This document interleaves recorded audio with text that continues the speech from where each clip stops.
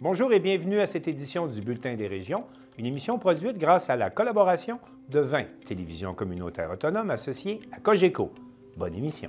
Alors, qu'est-ce que ça évoque pour vous, le 5-10-15? C'est un espace absolument magnifique. C'était des belles professions dans ce temps-là? J'ai fait 40 ans, madame. Non. Je vois l'homme comme un arbre parce que l'homme prend racine comme l'arbre. Avez-vous l'impression qu'il y a une relève pour ça? Est-ce qu'il y a des jeunes qui vont... pour pas que ça se perde? C'est cette année que ça vaut vraiment la peine de venir au marché public. Ça représente une belle tradition, en fait, qui est un peu un porte-bonheur pour les pêcheurs.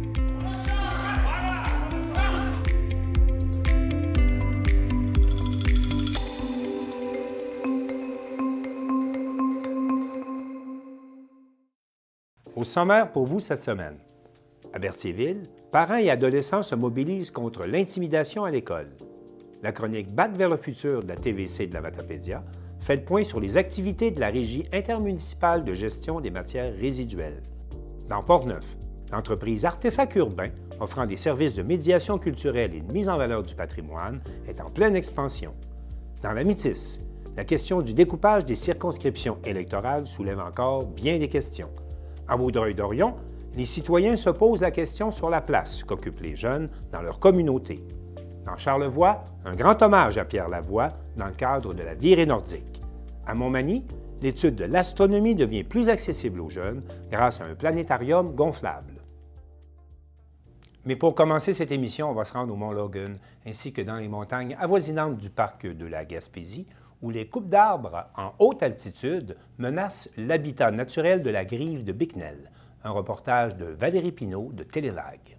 Bonjour Pascal. Bonjour Valérie.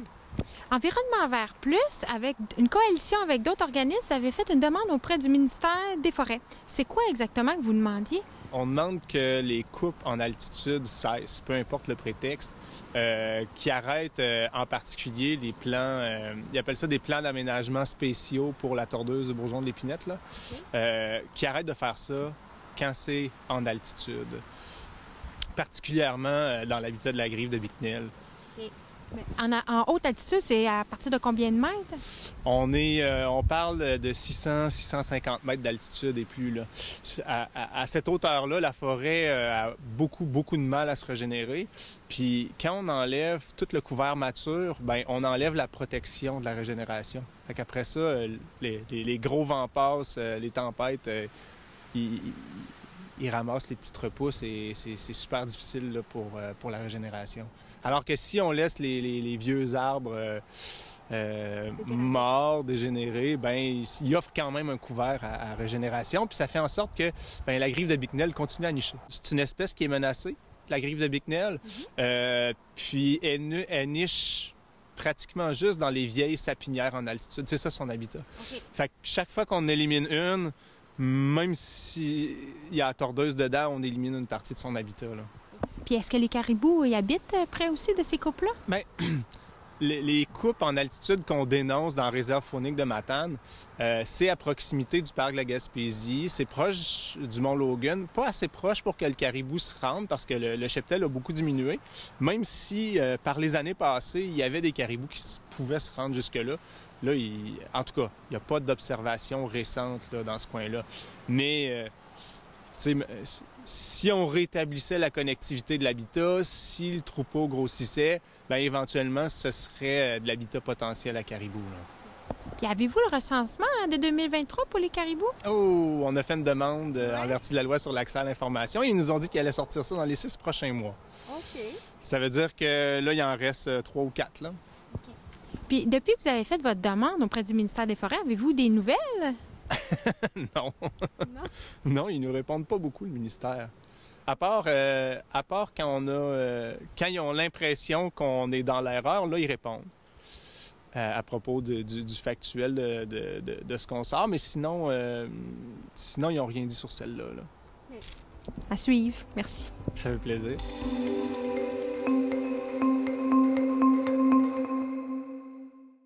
Une histoire d'intimidation à l'école Pierre de Lestage à Berthierville s'est transformée en arrestation et en événement qui a soulevé beaucoup d'interrogations dans la communauté. Et pour en parler, je rejoins Alain Bellumeur de CTRB. Alain, bonjour. Bonjour. Alain, qu'est-ce qui s'est passé à l'école Pierre de Lestage? Bien, évidemment, ça a débuté le 12 février dernier, après l'école, vers les 16h30. Il y a un parent qui est arrivé sur le site de l'école et qui s'en serait pris à un étudiant. Bon, évidemment, les policiers sont intervenus à la demande de l'école. Bien sûr. Ça a même été filmé. Il y a des gens qui ont filmé l'altercation. Et tout ça, le lien, c'est l'intimidation. Donc, le père voulait passer un message parce que son jeune, à lui, se fait intimider à l'école. Mais Alain, est-ce que c'est pas le rôle... Alain, est-ce que c'est pas le rôle de l'école de veiller à ça? On ne peut pas se faire justice par soi-même. Ben, on nous dit à l'école qu'il y a des interventions qui sont faites, qu'il y a une équipe qui répond à ce genre de situation. Oui. Mais on voit que certains parents trouvent que c'est peut-être pas assez. Donc, il y a eu cet événement-là. Le père a été arrêté par les policiers. Il y a 2 jeunes de l'école qui ont aussi été arrêtés par la Sûreté du Québec. Donc, ça a créé tout un brouhaha dans la communauté. Et même en dehors. Oui, ça génère beaucoup de réactions. Effectivement, c'est assez rare. Il y a des gens de l'extérieur qui ont même suggéré l'idée d'organiser une marche. Okay. Et finalement, ça a eu lieu. Ça a eu lieu samedi dernier, oui. Et il faisait très froid. Normalement, la marche aurait dû être dans l'après-midi pour voir qu'il y avait eu plus de gens.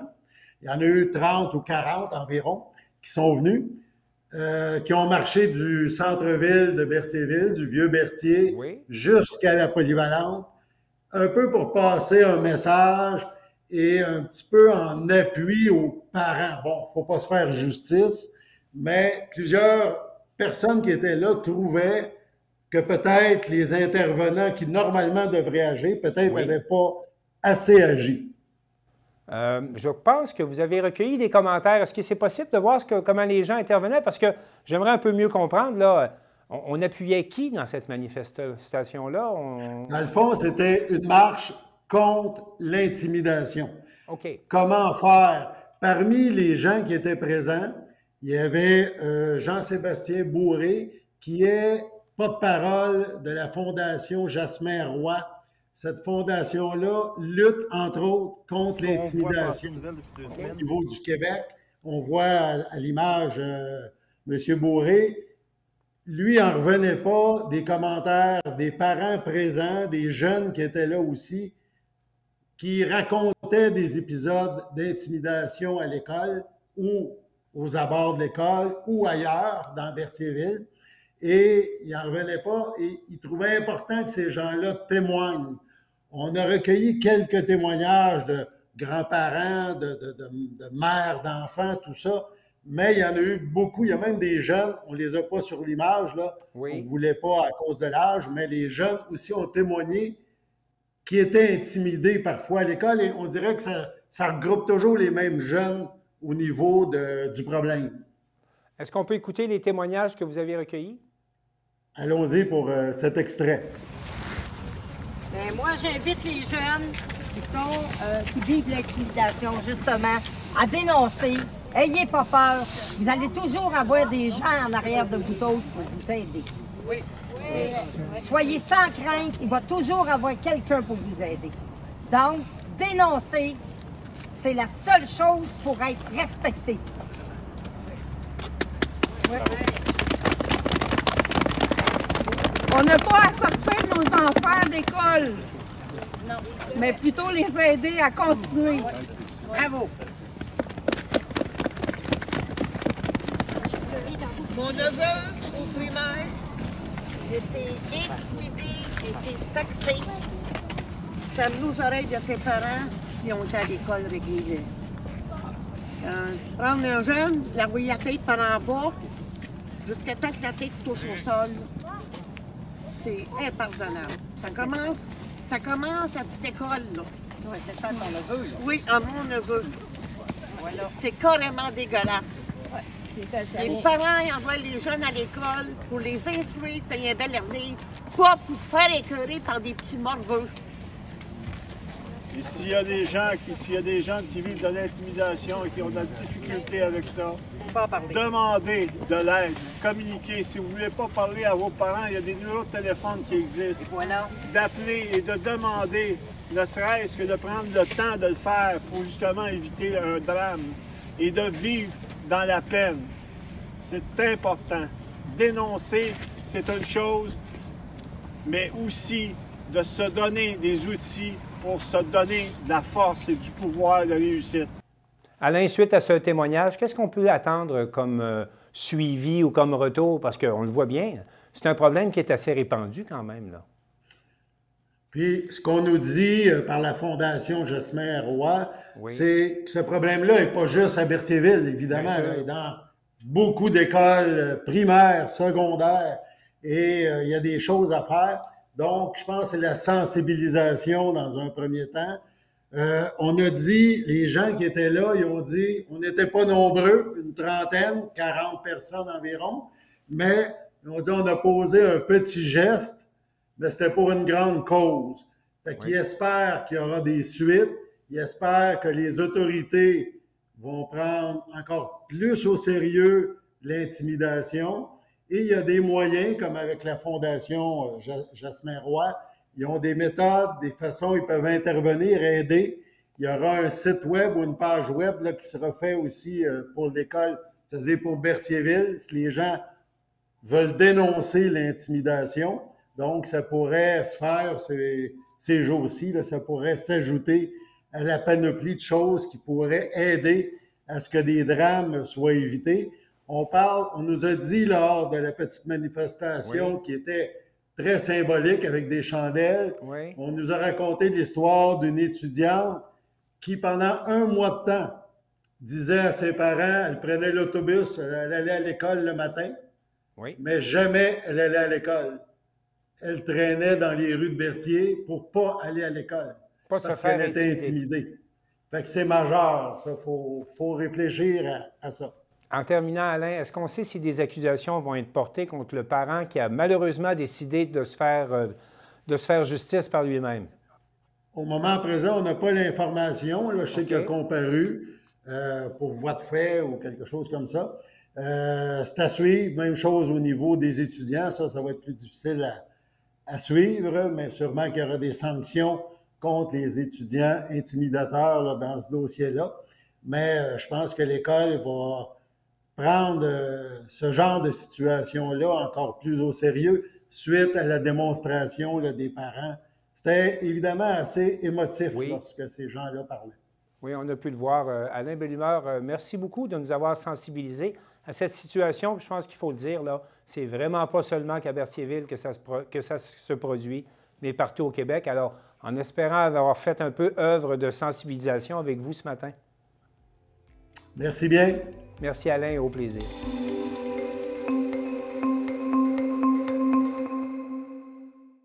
Marc Baudouin de la télévision de la Matapédia nous présente maintenant sa chronique « Bac vers le futur ». Il s'entretient avec Vincent Dufour de la Régie intermunicipale de gestion des matières résiduelles de la Matapédia et de la Métis.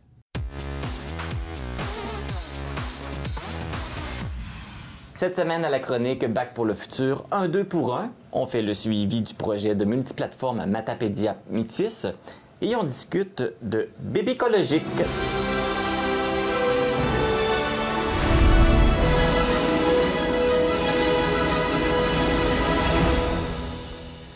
Je retrouve Vincent Dufour, qui est directeur général de la Régie intermunicipale des matières résiduelles de la MRC de la Matapédia et de la Métis. Bonjour Vincent. Bonjour. Ça va bien? Ça va très bien, oui. Oui. Donc, tout d'abord, je voudrais qu'on revienne sur le projet de multiplateforme Matapédia Métis. Voyons, j'ai de la misère à dire Matapédia aujourd'hui. On a su qu'il y aurait un délai sur la réalisation du projet d'environ peut-être 2 ans. Alors, où est-ce qu'on en est dans le projet, justement? Oui, bien, le délai n'est pas exceptionnel. C'est que, dans le fond, il faut comprendre que quand le projet a été présenté de prime abord autour de l'année 2020, la date où le projet devait être concrétisé était pour le 1er janvier 2024.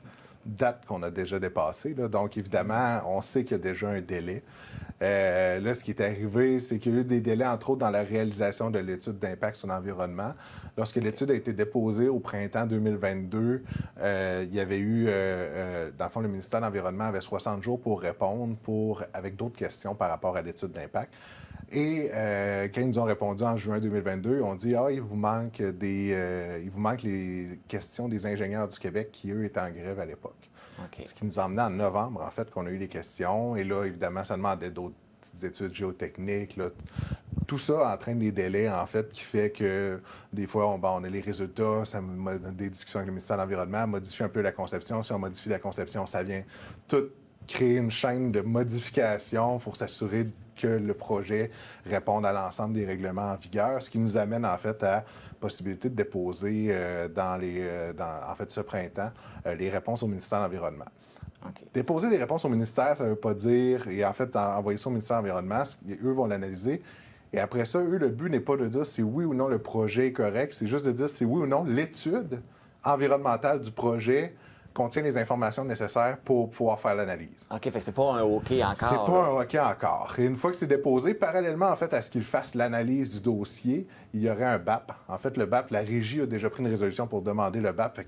Quand le promoteur demande le BAP, il y a automatiquement un BAP, et ce qui était une demande également de la population des gens, puis tout le monde était d'accord avec ce principe-là. Donc, il y aurait un BAP par la suite, une fois que l'étude serait approuvée, dans le fond, pour analyse. Et après ça, il y aurait possiblement l'autorisation, le BAP qui émet ses recommandations, l'autorisation du ministère de l'Environnement. Et là, après ça, les appels d'offres, la construction et tout ça, on pourrait penser que ce genre de choses-là pourrait se faire dans le courant de 2025 pour peut-être une mise en opération en 2026. On parle de 2 ans de retard par rapport à l'échéancier initial, mais on savait déjà qu'il allait avoir un retard. OK. Fait que c'est pas une surprise, là. C'est pas une surprise.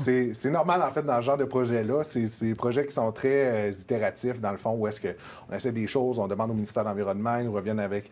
Bon, il y a beaucoup de ça. Puis en bout de ligne, j'ai déjà mentionné à d'autres entrevues, je pense qu'on est tous d'accord pour dire que c'est mieux que ça prenne plus de temps, mais que ça soit bien fait, que se dépêcher à faire le projet, puis qu'on ait oublié des choses. Tout à fait.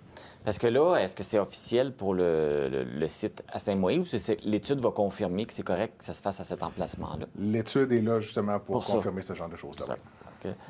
Ça vient, fait qu'on a encore une couple d'années à travailler là-dessus. Exactement. On va passer au deuxième sujet, qui est bébé écologique. Oui. Donc, c'est quoi ça, bébé écologique? Bébé écologique, en fait, c'est que ça me prenait un titre du dernier mot vert qui a été publié. Puis, le flash a été bébé écologique, bébé écologique. Un mot que je pensais pas que tu allais me revenir avec ça aujourd'hui. Fait que... Il est écrit dans le mot vert. Mais oui, en fait, c'est que tout le monde qui a eu des enfants, tout le monde comprend. Un enfant, c'est plate à dire, mais ça pollue. Ça pollue, comme nous, ça consomme, mais en plus, ça consomme des couches, ça fait ses besoins. Pas nécessairement dans une toilette, ça mange beaucoup, mais ça mange pas son assiette au complet. Donc, c'est de comment faire pour que son bébé soit éco-responsable. Dans le fond, c'est la même chose que pour nous. Si on ne mange pas toute notre assiette, qu'est-ce qu'on fait avec les restants? Le bébé ne mange pas tout, qu'est-ce qu'on fait avec les restants? Exactement. Mais on peut commencer à la base, en fait, des couches lavables. Ça revient à la mode, hein? Ça revient à la mode, en fait. C'est-à-dire que, d'un, des couches jetables, on comprend l'impact sur l'environnement. Il y a de la matière plastique là-dedans. C'est long à se décomposer. Un bébé, c'est dans sa vie d'enfant qui utilise des couches, c'est 1 tonne de couches que ça utilise. Okay. C'est quand même non négligeable. En y allant avec des couches lavables, dans le fond, on détourne ça de l'enfouissement. Des couches lavables, le principe, c'est lavable. On économise de l'eau aussi. Souvent, les gens disent « Ah ouais, mais si je lave mes couches, je prends de l'eau. Ouais, mais ça demande moins d'eau quand même laver des couches que la production des couches jetables. » Donc, il y a un gain également environnemental de ce côté-là. Il y a un gain financier aussi parce que ça coûte beaucoup moins cher à faire l'acquisition de couches lavables et les laver que de faire toute l'acquisition de couches jetables sur toute la durée que l'enfant a besoin de couches. Donc, c'est extrêmement avantageux et ça revient à la mode. Puis en plus, avant les couches lavables, à une autre époque de nos grands-parents et arrière-grands-parents, c'était quelque chose avec les épingles et tout, mais maintenant, c'est des snaps. c'est des choses, c'est des boutons à pression. Il y a des inserts dedans, puis on peut mettre une petite lingette pour ramasser le solide. Moi, pour l'avoir utilisé là, avec mon petit gars, là, c'était numéro 1. Puis c'était pas très compliqué. Puis même avec la garderie, des fois, on se dit, ah ben là, la garderie va-tu vouloir avoir des couches lavables? Écoute, nous, on demandait seulement, on disait, ben on donnait un sac avec des couches propres, puis un sac avec un sac vide, hermétique. Puis on disait, ben, tu mets les couches sales dedans, puis à la fin de la journée, ben, on s'en occupait à la maison. Puis c'était aussi simple que ça. C'est pas plus compliqué que de jeter une couche dans une poubelle que de la mettre dans un sac qui est ramené, dans le fond. Exactement, c'était le même geste. C'est juste qu'il faut prendre l'habitude de... La garderie était bien contente parce qu'un bac à poubelle de garderie, ça se remplit très vite de couches. Fait que quand on lui enlève une bonne coupe de couches parce qu'il y a un enfant qui a besoin de moins de couches, il est bien content. Moi, on dirait que c'est complexe de changer nos habitudes. Ben, effectivement. C'est pas la même pédale. C'est comme, je suis habitué avec ma pédale de poubelle. mais pourtant, c'est un geste simple. Une fois qu'on prend l'habitude, ça finit que tu as pris l'habitude. Puis à l'inverse, tu vas aller quelque part qui n'a pas le bac brun. Puis là, ton changement d'habitude va être « Oh, il n'y a pas de bac brun. » Puis ça va changer. C'est pas si compliqué que ça. Là. Mais as-tu l'impression que ça commence à changer les mentalités, que les gens utilisent de plus en plus le bac brun? Oui, ben on le voit juste dans les chiffres. Là. À chaque année, il y a une augmentation de 10 du bac brun graduelle. On le voit dans les bacs bruns, dans les rues, là, il y a de plus en plus de bacs bruns. Fait qu'il y a quand même une bonne utilisation. On travaillait encore plus fort en sensibilisation, en éducation pour que les gens l'utilisent plus encore. Mais les jeunes familles, pensez-y maintenant à l'utiliser. Bon. Mais Sandra Dufault, merci beaucoup. Merci. Puis peut-être que je penserais à faire breveter ton titre bébé écologique. Je te le laisse avec plaisir. Merci. Pour plus d'informations sur les sujets qu'on a discutés aujourd'hui, vous pouvez consulter le site Internet de la Régie intermunicipale des matières résiduelles des MRC de la Matapédia et de la Métis à écorégie.ca. Et pour les résidents de la Matapédia, vous pouvez appeler au 88 629 2053, le poste 1138.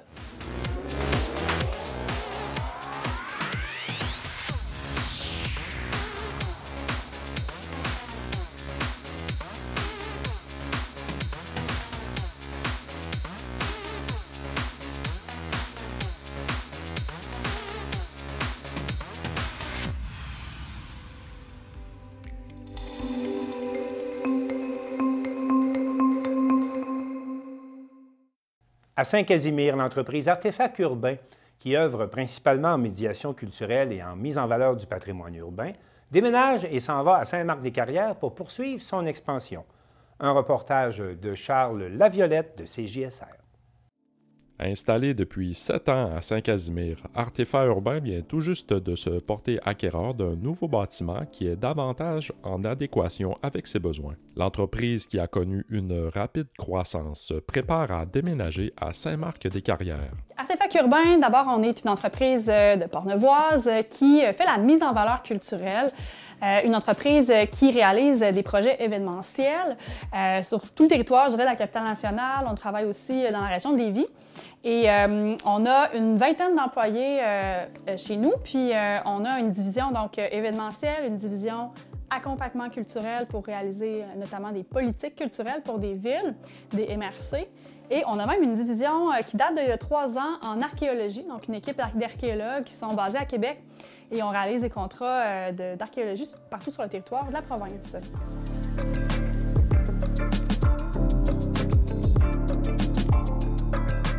L'entreprise et l'organisme, on s'est établis à Saint-Casimir il y a de cela 7 ans à peu près. Moi, je suis arrivée, j'ai acheté ma maison à Saint-Casimir il y a 8 ans, puis j'ai amené mon entreprise qui a grandi avec moi ici.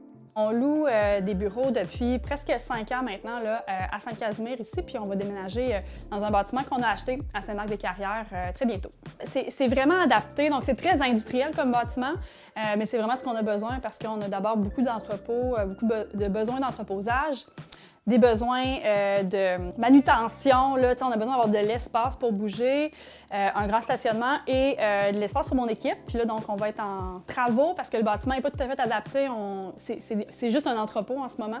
Donc, on va y ajouter toute une partie bureau. Donc, 100% de l'équipe va être là maintenant.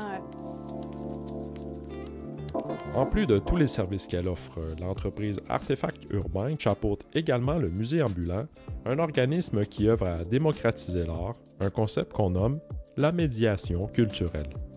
Le musée ambulant, c'est un OBNL culturel. La mission du musée ambulant, qui existe depuis maintenant 7 ans, c'est d'aller à la rencontre du public là où il se trouve. Donc, c'est un musée nomade qui se déplace. Alors, on va se déplacer dans les écoles, dans les festivals, dans les CPE, dans les centres pour personnes âgées, par exemple. Et on va installer une architecture temporaire, donc des chapiteaux. On présente des œuvres d'artistes en art visuel, en métier d'art professionnel.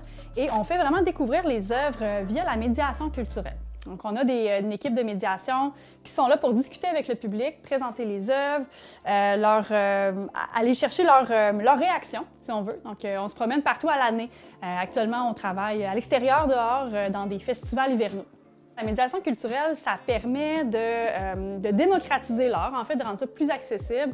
Ça va être quelque chose qui va parfois être intimidant, donc des projets culturels, de théâtre, de musique, de cinéma, même en art visuel. Donc, quand on n'a pas de repères ou quand on n'a pas d'explication, des fois, ça va être plus compliqué de bien comprendre les œuvres. Donc, ça nous permet d'être plus accessible, mais aussi d'avoir, je pense, une meilleure expérience artistique comme visiteur. Là, on a une meilleure expérience, puis on va s'en rappeler plus longtemps, à mon avis.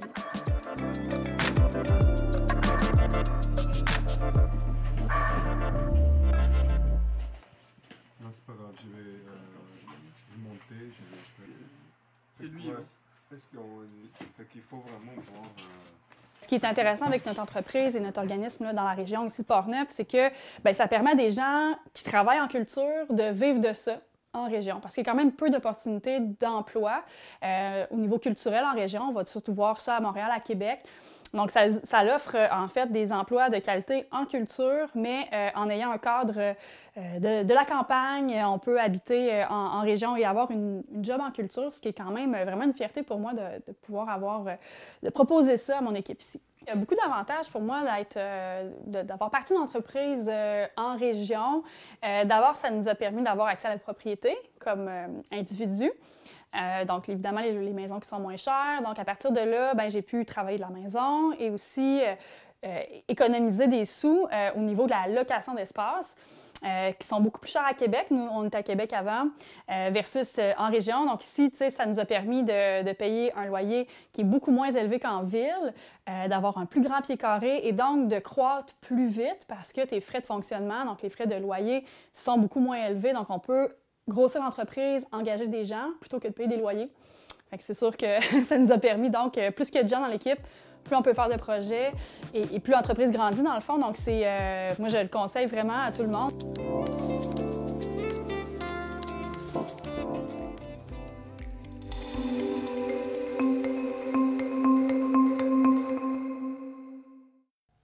J'accueille maintenant Marc Després de la TV Métis pour faire le point sur les actualités dans sa région.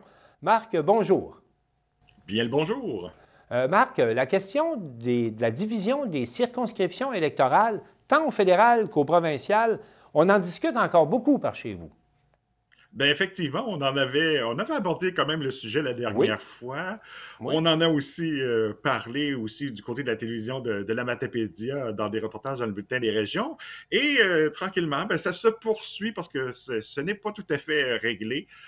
Il y a 2 semaines, il y a eu l'étude du rapport préliminaire de la Commission de la représentation électorale du Québec. Oui. Et il y a le député de Matapédia qui y a participé dans une même semaine, non pas une seule fois, mais 2 fois dans la même semaine. Okay. Première allocution le mardi qui a duré à peu près 9 minutes.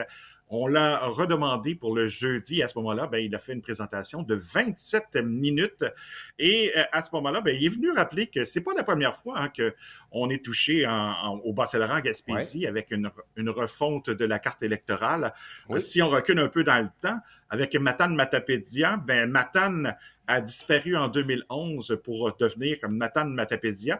Et il y a aussi des modifications qui ont été apportées au comté de Gaspé, une première fois en 1992 et ensuite en 2001, où on a intégré à ce moment-là Bonaventure.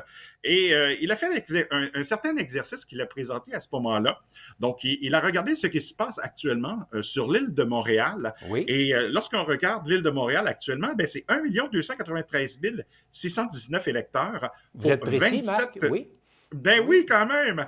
C'est pour 27 circonscriptions. Ça, si on fait une moyenne, ça fait 47 911, soit à peu près l'équivalent de ce qu'est actuellement Matane-Matapédia. Donc, si on regarde proportionnellement, bien, ça veut dire qu'on pourrait, à ce moment-là, conserver notre comté de Matane-Matapédia. En tout cas, c'est ce que prétend à ce moment-là Pascal Bérubé. Et aussi, on pourrait garder l'intégralité de notre MRC parce qu'avec la nouvelle carte, on sait que notre carte actuelle, c'est 16 municipalités au niveau de la MRC de la Métis. Et à ce moment-là, ben, il y en a 4. On demeurerait la MRC de la Métis. Par contre, il y a 4 municipalités et un territoire qui se retrouveraient avec la nouvelle carte dans le comté de Rimouski. Donc, on ne respecterait plus l'intégralité à ce moment-là des MRC. La division naturelle des MRC. Dites-moi, Marc, il y a aussi la question de la grandeur du territoire. C'est plus facile couvrir une circonscription sur l'île de Montréal que d'arriver avec des circonscriptions par chez vous qui deviennent, parce qu'on ajoute du territoire de plus en plus grande. C'est un peu fou comme mandat ce qu'on demande aux élus avec des circonscriptions de cette grandeur-là. Et avec la carte actuelle, Pascal Bérubé, c'est 46 villes ou municipalités. Et là, ben, on en ajouterait de l'autre côté, du côté de Bonaventure. Ouais. Et à ce moment-là, ben, on passerait à 51 municipalités pour le député. Et en plus, pour un seul député, effectivement. Donc, lui, il dit, ben, si on prend la Montréal actuelle, mais qu'on stabilise le tout peut-être à 25 donc circonscriptions pour Montréal. Donc, on vient d'augmenter la moyenne d'électeurs à 51 000, mais on pourrait à ce moment-là conserver ici Matane-Matapédia comme on l'a présentement. C'est sûr que du côté de Montréal, ben, eux ne sont pas tout à fait d'accord. Parce que eux, ça devrait... La commission va rendre son rapport à quel moment? Est-ce qu'on le sait à quel moment, du côté provincial, on va avoir une décision? Bien, présentement, il y a 7 étapes. Il y en a 3 de franchis jusqu'à maintenant. Okay. Il en reste 4. Et les dates ne sont pas encore identifiées. Par contre, donc il reste le dépôt d'un second rapport à ce moment-là. Un débat de 5 heures qui va avoir lieu à l'Assemblée nationale. Dépôt ensuite de la décision à ce moment-là qui sera rendue. Et dépôt d'un rapport final. Et lorsque le rapport final sera déposé, bien, il en sera ainsi là, pour... il devra être entériné par l'Assemblée nationale. Et il faut dire aussi que quand même ici, on sait que du côté de Rimouski, c'est Maïté Blanchette-Vézina, qui est une représentante de la CAQ, même elle est contre cette idée-là. Ici, à l'Assemblée nationale, présentement, les 4 partis sont contre cette décision qui pourrait être prise du côté là, de la commission. Oui, et de cette circonscription provinciale, parce que si ce n'est pas réglé pour le provincial, ça commence à être assez réglé quant à la redivision du comté fédéral. Puis là, je vais regarder mes notes, là. Avignon, la Métis, Matane, Matapédia, c'est tout un comté aussi avec lequel vous êtes pris maintenant au fédéral. Comment ça se dessine pour les prochains mois? Du côté fédéral, ça se dessine pas tellement bien parce que, bon, il y a eu la Cour fédérale là, qui a décidé de refuser de suspendre l'entrée en vigueur de la nouvelle carte fédérale. On sait qu'il y a Alexis Deschênes, l'avocat, qui tentait, lui, de réussir à avoir... Exactement, de bloquer cette décision-là. Et il a perdu sa cause en tant que telle. Par contre, il a indiqué là, qu'il reste encore certaines possibilités, donc il ne baisse pas les bras, mais le temps commence à compter, c'est quoi de dire à ce moment-là, parce que au mois d'avril, le 23 avril prochain, la décision sera décidée. Définitive. Il faut prendre une décision. Oui, puis en fonction de la prochaine campagne électorale. Donc, à ce moment-là, la seule chose qui pourrait bloquer la décision actuelle, ce serait que des campagnes, que des élections soient lancées par M. Trudeau d'ici le 23 avril. Marc, mais qu'est-ce qui arrive dans ce cas-là aux députés sortants? Parce qu'il y a un député qui se retrouve à plus de circonscription. Bien, exactement. Ici, c'est Christina Michaud. Qu'est-ce qu'elle va faire? De Mme elle, tant et son temps que la décision n'est pas arrivée, que la date du 23 avril n'est pas arrivée, elle persiste à dire que elle, son intention, c'est de représenter la circonscription d'Avignon, la Métis, Matane, Matapédia. Du côté de la députée de ce côté-là, elle a déjà, Mme Leboutier, indiqué qu'elle allait briguer le suffrage de la future circonscription Gaspésie-les-Îles, Lestigouish.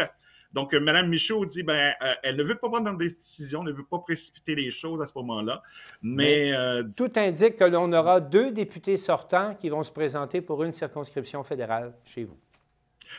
Ben, c'est sûr que Mme Michaud doit décider, est-ce que je me dirige vers Gaspésie, les îles, les Stigouiches contre Mme Leboutillier, ou je m'en vais carrément du côté de Rimouski où il y a un autre bloquiste. donc, ça veut dire que les gens devraient choisir entre deux candidats bloquistes comme futurs députés à ce moment-là. Du côté de Rimouski, M. Jonca est là présentement. Donc, c'est à suivre de ce côté-là.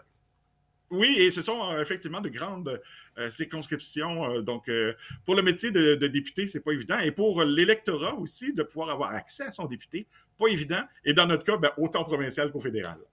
Marc Després, dans un autre ordre d'idées, on a un CPE qui souligne son 50e anniversaire. C'est pas rien quand même, 50 ans.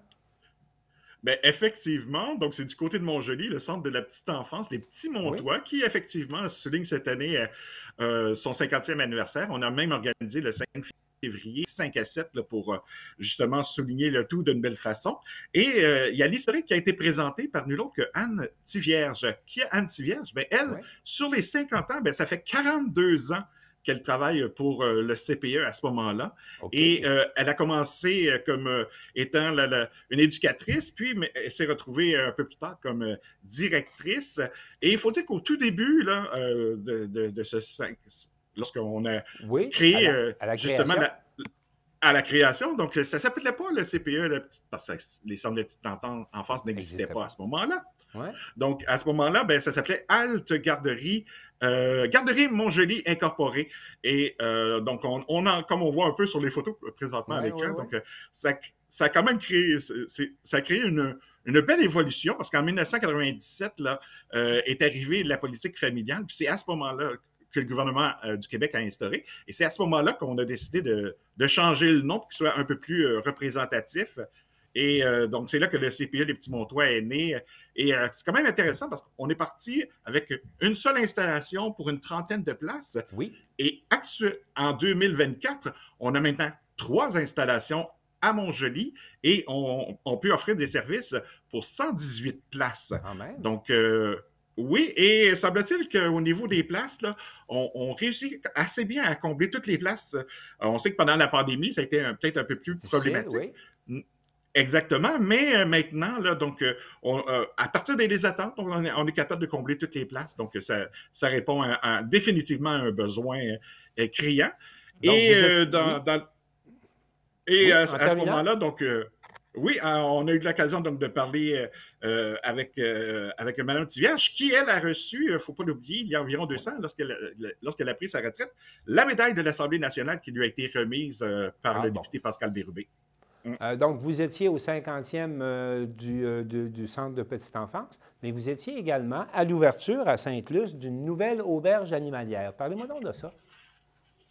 Ben oui, donc le 15 février a eu lieu du côté de Sainte-Luce l'inauguration officielle donc de l'auberge chez Steph. Donc c'est ça, c'est une auberge particulière donc pour nos petits amis les pitous et les minous. Donc, ça, c'est quand on s'en va quelque part, on peut faire garder son animal? Exactement. Donc, on offre plusieurs services, puis c'est un grand bâtiment qui a été vraiment construit pour ça. C'est un rêve que M. Stéphane Lévesque avait. Lui, ça fait quand même une quinzaine d'années, une douzaine d'années qui est dans ce domaine-là, puis qu'il le faisait pour différentes personnes autour de lui. Puis un jour, il s'est dit, il faudrait que j'ouvre une auberge à ce moment-là. Comme vous le voyez, c'est très luxueux. Ça ressemble à un Carrément. hôtel. Absolument. Donc, il y a une section pour les chats et donc on a une section pour les chiens à ce moment-là. Il y a le téléviseur, comme vous le voyez. Il y a de l'ameublement sur place pour que le toutou soit vraiment confortable à ce moment-là. Le tout pour toutou et minou lorsqu'on se fait garder. C'est intéressant. J'espère en tout cas qu'il va trouver une clientèle. En terminant, gros succès là, cette année à Sainte-Angèle-de-Mérisy pour la 2e édition du Ice Cross. Parlez-moi de ça un peu. On sait que l'an dernier, c'était un froid polaire, alors ça avait diminué les ardeurs l'an dernier. Comment s'est déroulée cette 2e édition? Bien, cette année, ça a eu lieu un petit peu plus tard, donc du 15 au 18 février. Oui. Côté température, une belle différence de 40 degrés quand même. C'était vraiment très froid l'année. l'année dernière. Et tel que demandé par les athlètes à ce moment-là, l'année dernière, on a beaucoup travaillé sur le parcours cette année, un parcours beaucoup plus difficile à ce moment-là qui permet d'avoir 3 catégories, les juniors, les hommes, les femmes. Okay. Et l'an dernier, on avait quand même accueilli 103 sportifs. Cette année, on en a eu 97. Et le parcours est difficile que lors des finales, il y a seulement 82 participants qui ont pu se présenter sur la glace, en quelque sorte, parce qu'il y en a une quinzaine quand même qui s'étaient blessés lors des qualifications. Donc, ça démontre Marc, vraiment... Au niveau de la participation des citoyens, ça a été comment, les spectateurs? Au niveau des citoyens, très intéressant. On parle d'environ 5 personnes sur les 4 jours. Bon, c'est sûr qu'une personne qui revenait de jour en jour, on la recompte automatiquement, mais quand même un très beau succès à ce moment-là. Et au niveau de la participation, sur les 5 activités qui ont lieu au monde, parce que c'est la seule de 1 au Canada, et de 2, c'est où... L'année dernière et encore une fois cette année, c'est où on retrouve le plus de participants. Alors, il y a même des gens de la France qui se disent « Mais mon Dieu, qu'est-ce que vous faites au Québec pour réussir à attirer autant de participants? » Donc, l'accueil y est pour beaucoup, le parcours, et les athlètes aiment vraiment venir ici au Québec pour cette activité. Et Marc, moi, je vous poserai une autre question. Dans les dernières semaines, on a vu que vous avez également accueilli un match des anciens Canadiens. Oui. C'est quoi cette culture du hockey dans votre coin de pays? Le hockey étant le sport national au Québec, mais il faut dire qu'on a des gens audacieux, des gens qui ont en bon québécois un fond de bœuf. Le maire de Saint-Angèle-de-Mérisy, du côté du Ice Cross, là, il est vraiment dynamique depuis son élection. Et il faut dire qu'avant, Saint-Angèle-de-Mérisy, avant lui, il y avait beaucoup de chicanes. Et depuis son arrivée, lui est très ouvert aux idées des gens. Le conseil municipal les élus aussi sur place. Marc, est-ce que c'est lui qui est devenu préfet de la MRC également? Non. Lui, c'est-à-dire qu'il est producteur vidéo à sa proche compagnie qui s'appelle Magicam. Okay. Et donc, il n'y a pas la possibilité pour lui à ce moment-là de pouvoir se diriger vers la préfecture. Mais il faut dire que Bruno Paradis fait très bien le travail à ce moment-là. Donc, on a des gens dynamiques qui ont toutes sortes d'idées folles. Et d'ailleurs, l'autre idée que l'on a par rapport au Ice Cross, parce qu'on sait qu'ils ont un contrat de 3 ans pour tenir l'activité. Pour l'année prochaine, on aimerait carrément mettre en place une structure qui pourrait devenir permanente. Donc, peut-être située au même endroit, ou en tout cas à l'intérieur de Saint-Angèle-de-Mérisy, mais en plein cœur du village, on a une montagne et on se dit, on a une montagne naturelle, tous les services s'y rendent. Donc, le maire se dit, pourquoi on n'utiliserait pas la montagne pour faire la compétition à ce moment-là? Donc, comme vous le voyez, ce n'est pas des idées qui manquent. Alors, Marc et moi, de mon côté, je vous remercie de nous avoir fait le tour des actualités. Ça bouge par chez vous et ça a été un plaisir d'en faire le tour. Merci beaucoup, Marc. Et vous êtes les bienvenus chez nous.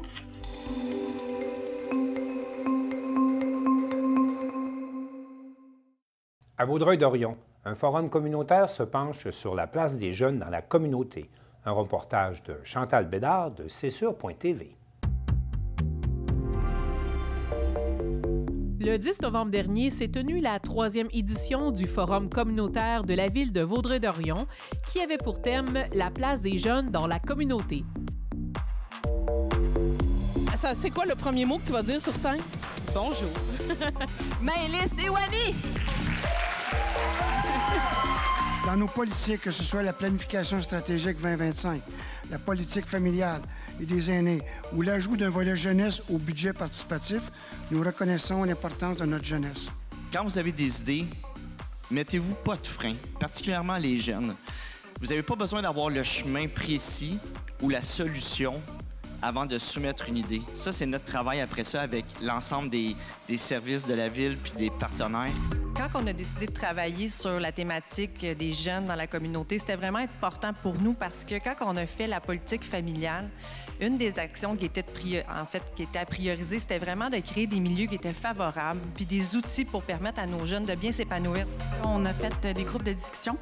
Puis aujourd'hui, on va vous présenter des résultats de sondage pour partager leurs préoccupations pour l'avenir de la communauté. Donc, on voulait vraiment s'assurer que les jeunes, c'était le point de départ de nos réflexions. Puis ils disaient, mais comment vous avez eu autant de résultats? Parce qu'on a eu plus de 600 jeunes qui ont participé à la consultation. Bravo! Et je crois que la gang terrain, là, ça mérite une main d'applaudissement.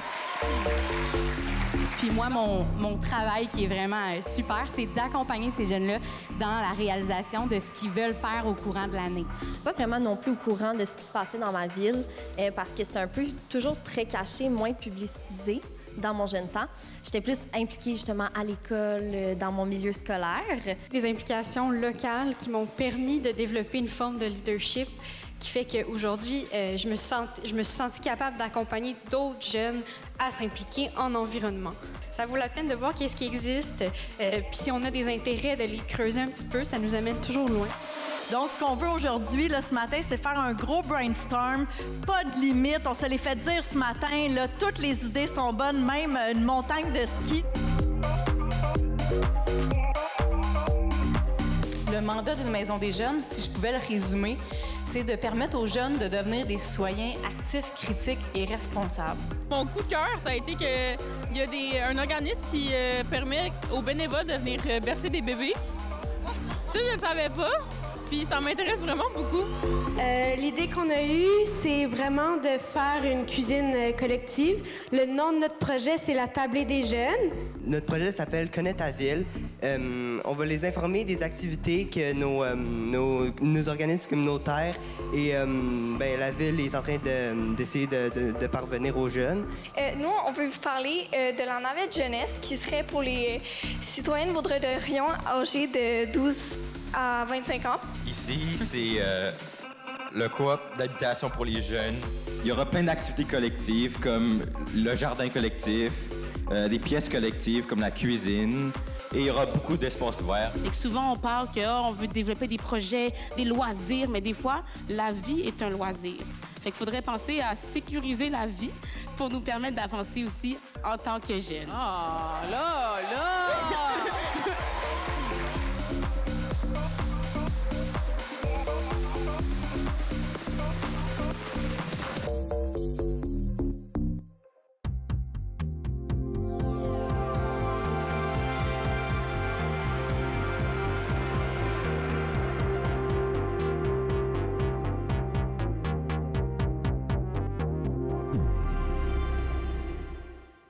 Dans Charlevoix, la dernière édition de la Virée nordique a été lancée avec un grand hommage au réputé Pierre Lavoie.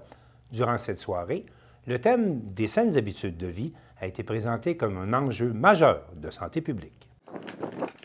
Cette année, la Virée nordique de Charlevoix avait comme président d'honneur le réputé Pierre Lavoie, originaire de L'Anse-Saint-Jean et cofondateur du Grand Défi Pierre Lavoie, également connu comme conférencier, triathlète et entrepreneur social. Le 16 février dernier, il a participé à une nouvelle activité proposée par la Virée nordique et intitulée Planeta Luna, une activité qui précédait un grand hommage qui lui était dédié.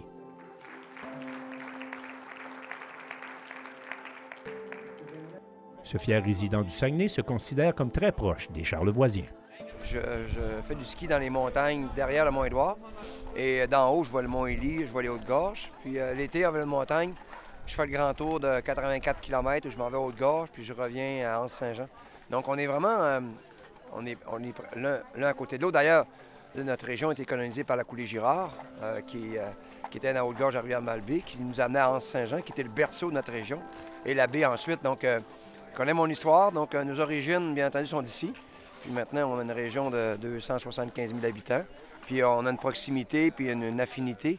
Pas juste génétique, là, aussi dans l'attitude des gens. On a la même attitude de combattant.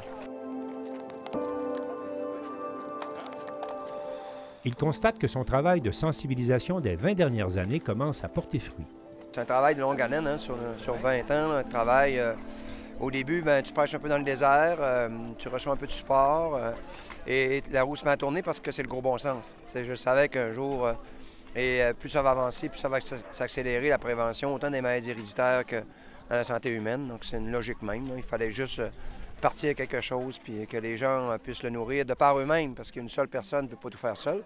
Et aujourd'hui, je suis content de voir que j'ai plein de disciples. Comment vous qualifieriez l'effet boule de neige des 20 dernières années de ce que vous avez entrepris comme mobilisation? Bien, le modèle... On est parti de où? On est rendu où?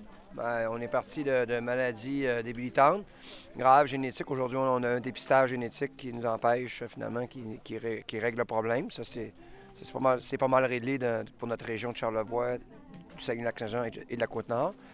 Au niveau des saines habitudes de vie? Ouais. Bien, au niveau des saines habitudes de vie, c'est plutôt préparer les jeunes dans les écoles. Aujourd'hui, ils ont 26 ans. Les jeunes qui ont fait des cubes à l'époque, puis aujourd'hui, je les rencontre, ils sont devenus journalistes, ils sont enseignants. Et quand j'arrive dans une entreprise, je fais lever la main à ceux qui ont fait des cubes, puis souvent le quart des jeunes. Et quand j'arrive dans une université, les étudiants à l'université, 100% des jeunes ont fait des cubes. Donc moi, ils montent une armée qui a été préparée depuis 16 ans, qui maintenant va arriver pour prendre la relève au niveau de la prévention. Son travail et ses actions ont inspiré beaucoup de Québécois, comme en témoigne Émilie Richard de l'organisme Les Chèvres de Montagne et la très connue Josée Lavigueur, qui ont pris la parole lors de l'hommage. Bien, c'est sûr que c'est un immense, bel exemple d'action qui a un impact sur toute la jeunesse, là, donc de semer des nouvelles idées, de la motivation pour les plus jeunes à essayer des nouveaux sports, à oser, à sortir de leur zone de confort. Fait que c'est vraiment un beau modèle pour les plus jeunes, mais pour toutes les générations. Pierre, j'ai entendu parler de Pierre, j'étais à Salut Bonjour, et on entendait parler de sa mission, on entendait parler de ses projets, et moi, ça m'allumait beaucoup parce que ça a toujours été mon message, de bouger dans le plaisir. Donc, tout de suite, j'ai fait Pierre, je veux qu'on travaille ensemble, je veux collaborer avec toi, puis l'équipe de Pierre avec Germain m'ont fait signe, ils sont venus me chercher. J'ai vraiment le grand privilège d'animer à chaque année les grandes marches du Grand Défi. Puis c'est tellement un bonheur de voir les gens marcher, de voir les gens de tous les groupes d'âge, de toutes les conditions physiques, qui font comme, sais-tu quoi, j'embarque, moi aussi je veux un Québec en meilleure santé, moi aussi je veux un Québec qui bouge et qui prend une action. Et c'est ça que je disais ce soir lors de l'hommage à Pierre. Tu sais, il y a des gens qui parlent, il y a des gens qui ont des idées, on pense à plein de monde, pas juste aux politiciens, tu sais, il y a plein de monde qui ont des idées, mais Pierre, c'est un gars d'action. Et on aime les gens d'action. Moi, j'aime les gens d'action, surtout quand c'est pour faire bouger le Québec dans le plaisir, quand c'est pour passer le message de « Hey, on peut-tu arrêter de se mettre de la pression, de se comparer, de penser à de la performance? Ce qu'on veut, c'est vieillir en santé. Puis pour faire ça, bien, il faut bouger toute notre vie dans le plaisir. » Durant son discours, Pierre Lavoie a présenté certains éléments de son livre « Il faut que ça bouge », qui dresse, statistiques à l'appui, un portrait sombre de l'état de santé des Québécois. Les tests qu'on a fait en 1982 sur la condition physique des jeunes au secondaire, sur 3500 élèves à travers le Québec, aucun des deux groupes, filles et garçons, s'approchait de la ligne rouge de VO2 max exécrable, qui t'amène à avoir des problèmes de santé très tôt dans ta vie. Et quand on a refait le test en 2017, juste avant le COVID, 69% des jeunes filles et 56% des garçons avaient franchi la ligne. Ça veut dire que c'est des VO2 max exécrables qui t'amènent à avoir un syndrome métabolique dans la quarantaine. Donc, hypertension, cholestérol élevé, diabète type 2 combiné. Ces jeunes ne seront pas assurables, ils ne seront pas employables. Donc, on se dirige vers une catastrophe nationale. Et si on ne prend pas le taureau par les cornes, on ne change pas la dynamique, oui, on garde la population qui vit, qui demande beaucoup de soins et de coûts en santé, mais derrière, il y a un tsunami qui s'en vient. Il garde toutefois espoir en la capacité des Québécois d'innover et d'être encore une fois un modèle en matière de santé publique. Donc, on va revoir le modèle au Québec. On est les premiers qui vont le revoir. Bien entendu, un jour, on se demandera ce qui s'est passé en Amérique. Le Québec va donner le ton, comme on l'a donné avec les CPA. Et le Québec est en train de le reprendre. Moi, j'y crois, fondamentalement. Et quand je vois plein de groupes de gens qui sont prêts à aller à la guerre, il faut monter une armée. Parce que présentement, il y a une armée qui travaille sur le curatif. Il faut monter une armée qui va travailler sur le préventif. J'y crois parce que, imaginons le coût de la santé l'année passée avait atteint 59 milliards et on l'annonce en mars prochain à 70 milliards.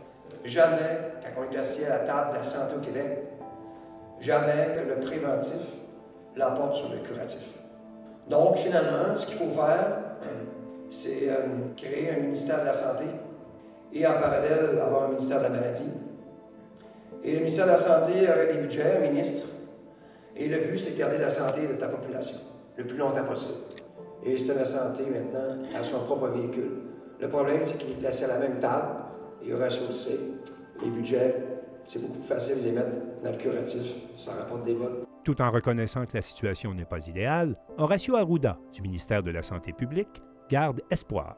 Est-ce que vous avez vu, dans le courant des dernières années, on parle quand même depuis plusieurs années, c'est en cours, est-ce que les comportements des Québécois ont changé en matière de prévention puis d'activité physique? Bien, écoutez, je pense que ça s'est amélioré comme tel. On n'est pas encore assez élevé comme on voudrait l'atteindre. Notamment, on sait qu'une proportion des jeunes sont de plus en plus inactifs comme tel, mais en général, et Pierre le mentionnait tantôt, l'espérance de vie des Québécois, elle est une des meilleures en Amérique du Nord.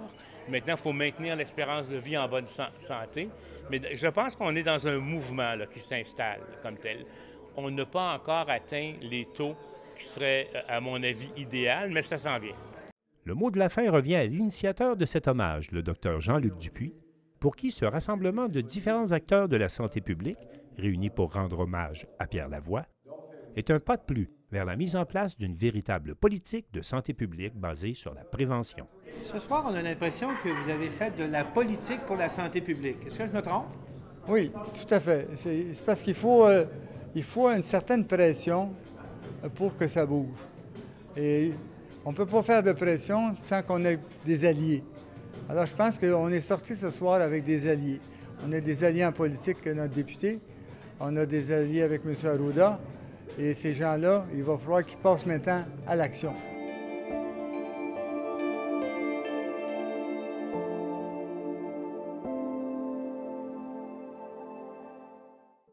À Saint-Pierre-de-la-Rivière-du-Sud, dans les locaux de la Corporation Entre Ciel et Marée, se trouve un planétarium gonflable.